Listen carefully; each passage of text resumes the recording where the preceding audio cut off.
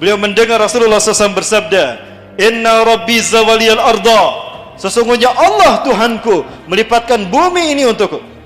Hatta ra'aitu masyariqaha wa maghriba, sehingga aku melihat kekayaannya terbentang dari timur sampai ke barat. Wa atani al-kanzain, dan Allah memberikan dua pusaka kepadaku, al-ahmar wal abyad, pusaka merah dan pusaka putih. Wa anna ummati, dan sesungguhnya umatku, saya belum mulku ma zawaliya minha, akan sampai kekuasaannya di akhir zaman dari timur sampai ke barat. Kebangkitan Islam dan berkuasanya kembali umat Islam dari timur ke barat dunia akan terjadi setelah pusaka yang berwarna merah putih ini menguasai dunia. Dan siapa kalau bukan kita?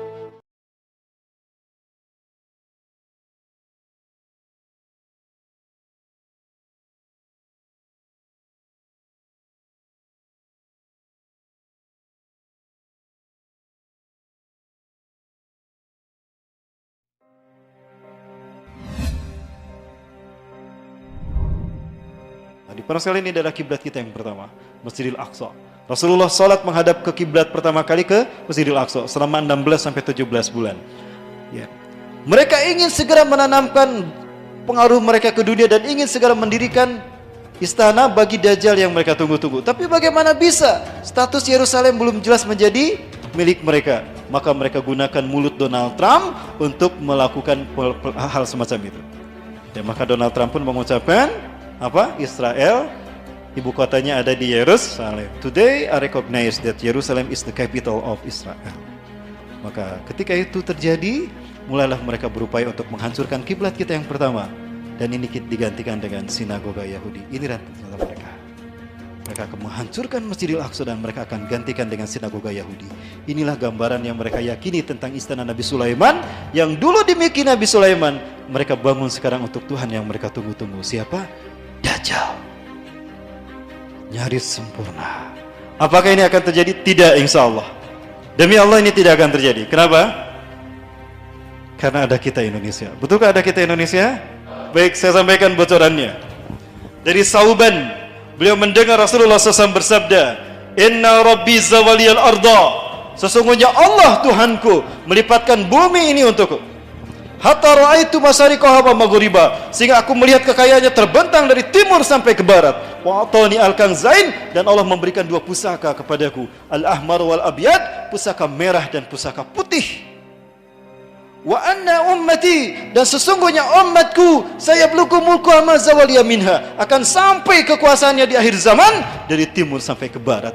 Kebangkitan Islam dan berkuasanya kembali umat Islam dari timur ke barat dunia akan terjadi setelah pusaka yang berwarna merah putih ini menguasai dunia.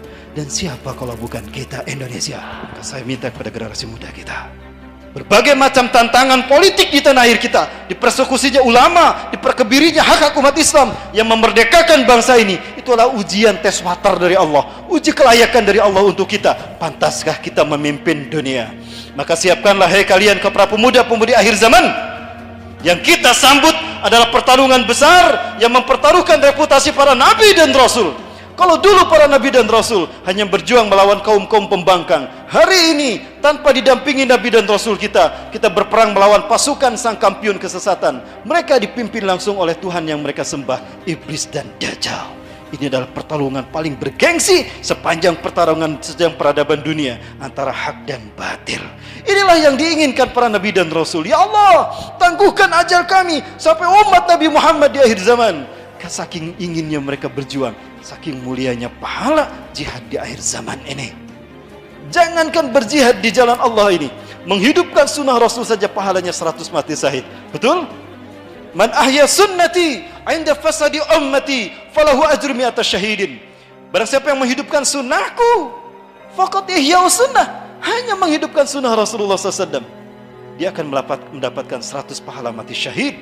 Asyhadu minhum, syuhada kami Rasulullah, para sahabat anda, atau syuhada mereka? Bal syuhada minkum, bahkan syuhada kalian. Artinya di zaman penuh dengan tipu daya dan huru hara akhir zaman ini, siapapun yang menghidupkan sunnah Rasulullah, pahalanya 100 kali mati syahidnya para sahabat.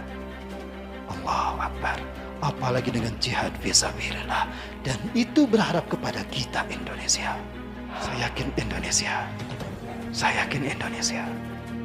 Ini yang membuat saya bangga menjadi Muslim Indonesia. Dan jika sinagoga sudah berdiri, lalu apa yang diinginkan oleh Yahudi?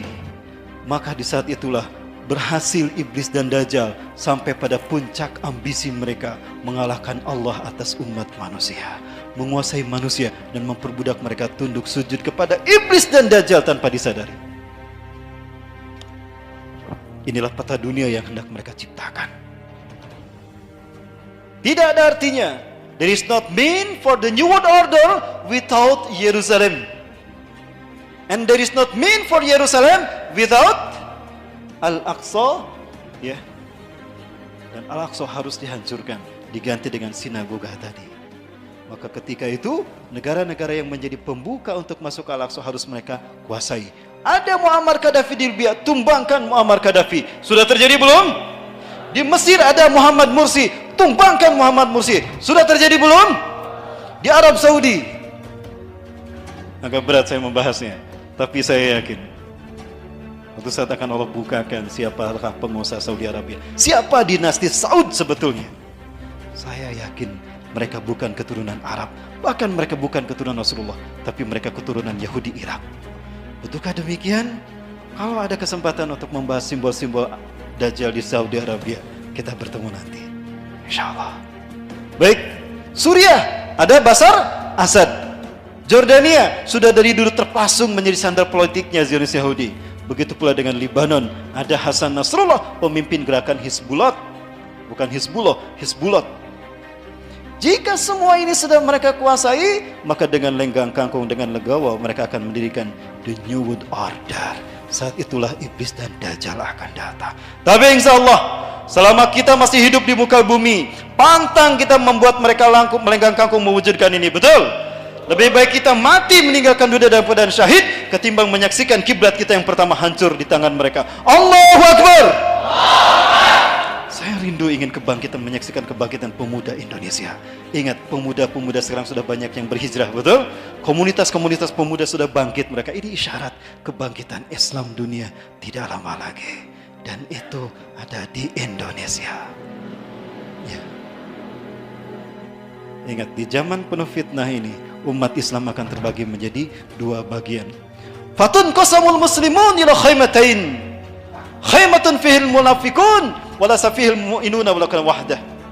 Wa khaymatu saniyah fihil mu'minuna wala safihil munafiquna wala kana wahdah.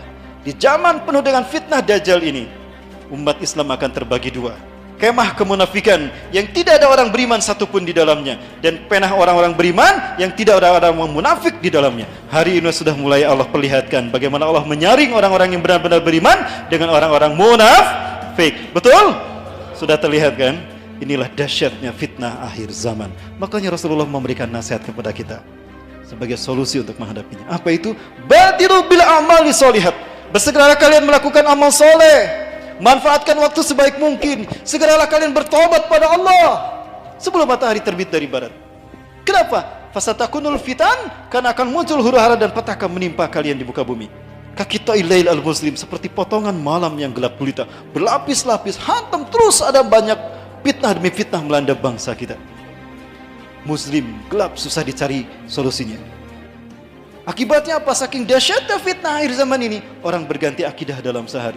Yusbihu rajulun mu'minan wa yumsi kafiran, wa yumsi mu'minan wa yusbihu kafiran. Paginya beriman, sorenya kafir, sorenya beriman, paginya kafir. Yabi'u dinahu bi'ardin minad dunya, menjual agamanya demi harta dunia, demi pangkat, demi jabatan, demi harta dunia. Jangankan sekelas kita, sekelas ulama pun terkena. Banyak ulama-ulama yang sedang bermunculan menjadi sandera politik, sehingga mereka mengatakan semu Islamnya jadi abu-abu Islam mereka. Terpengaruh oleh Abu Janda. Sudah terjadi belum? Oh, berarti giliran kita para pemuda yang berhijrah. Ingat, yang Allah lihat adalah mereka yang hati bersih, bukan yang berilmu tinggi. Ilmu tidak ada artinya kalau tidak diwujudkan, betul? Walaupun kita sedikit ilmunya, tapi ketika kita mengamalkan di waktu yang tepat, pahalanya besar. Ihwah fillah.